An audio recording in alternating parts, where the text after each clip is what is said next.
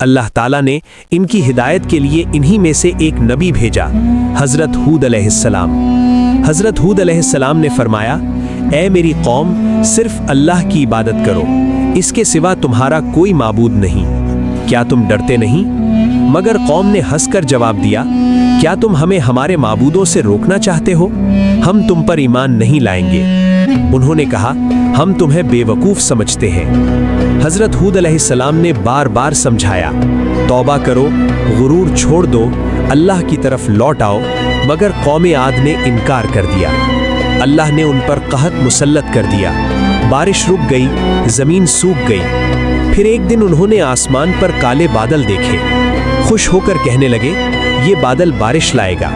مگر حضرت ہود علیہ السلام نے فرمایا، نہیں، یہ وہ عذاب ہے جس کی تم جلدی مچا رہے تھے۔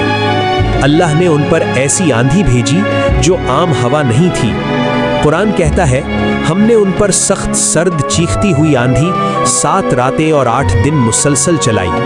یہ ہوا لوگوں کو زمین سے اٹھا کر پٹختی، ان کے مضبوط جسم تنکوں کی طرح اڑ گئے، محلات زمین بوس ہو گئے، ایسے لگتا تھا جیسے یہ لوگ کبھی تھے ہی نہیں۔ آخر کار پوری قوم ہلاک ہو گئی، شہر مٹ گیا، طاقت خاک میں مل گئی۔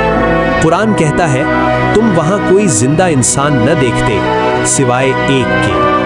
اللہ نے حضرت ہود علیہ السلام اور ان کے ساتھ ایمان لانے والوں کو محفوظ رکھا۔